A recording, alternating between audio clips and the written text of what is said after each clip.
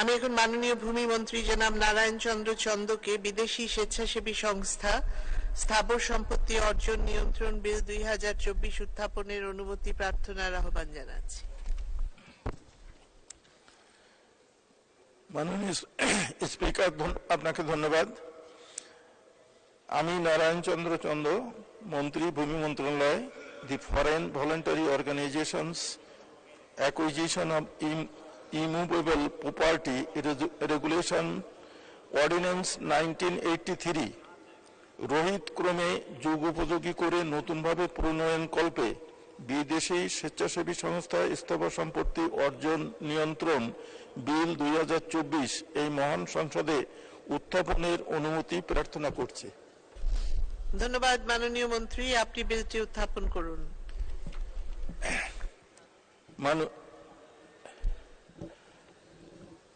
মাননীয় speaker,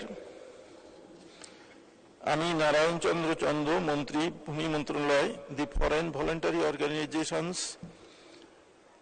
regulation ordinance 1983 রোহিত কল্পে যুগোপযোগী করে নতুনভাবে প্রণয়ন কল্পে বিদেশি স্বেচ্ছাসেবী সংস্থা স্থাবর সম্পত্তি অর্জন নিয়ন্ত্রণ বিল 2024 এই মহান সংসদে উত্থাপন করছি। মাননীয় স্পিকার, আপনাকে ধন্যবাদ।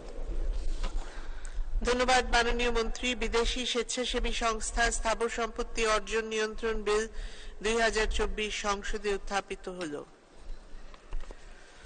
আমি এখন মাননীয় ভূমি মন্ত্রী জনাব নারায়ণ চন্দ্র চন্দকে বিদেশি স্বেচ্ছাসেবী সংস্থা স্থাবর সম্পত্তি অর্জন নিয়ন্ত্রণ বিল 2024 সম্পর্কে সংসদে রিপোর্ট দানের জন্য ভূমি মন্ত্রণালয় সম্পর্কিত স্থায়ী কমিটিতে প্রেরণের প্রস্তাব উত্থাপনের আহ্বান জানাচ্ছি। ধন্যবাদ মাননীয় স্পিকার। আমি নারায়ণ চন্দ্র চন্দ, মন্ত্রী, ভূমি মন্ত্রণালয় প্রস্তাব করছি যে জাতীয় সংসদে উত্থাপিত বিদেশি স্বেচ্ছাসেবী সংস্থা স্থাবর সম্পত্তি অর্জন নিয়ন্ত্রণ বিল 2024 আগামী 60 কর্মদিবসের মধ্যে পরীক্ষাপূর্বক রিপোর্ট প্রদানের জন্য ভূমি মন্ত্রণালয় সম্পর্কিত স্থায়ী কমিটিতে প্রেরণ করা হোক। মাননীয় স্পিকার, আপনাকে ধন্যবাদ।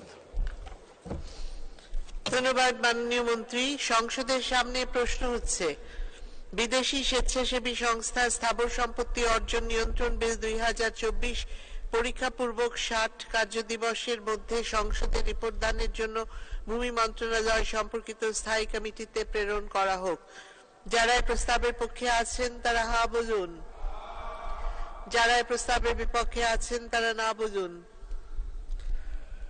হা জয়যুক্ত হয়েছে, হা জয়যুক্ত হয়েছে, হা জয়যুক্ত হয়েছে। অতএব বিলটি ভূমি মন্ত্রণালয় সম্পর্কিত স্থায়ী কমিটিতে প্রেরিত হলো।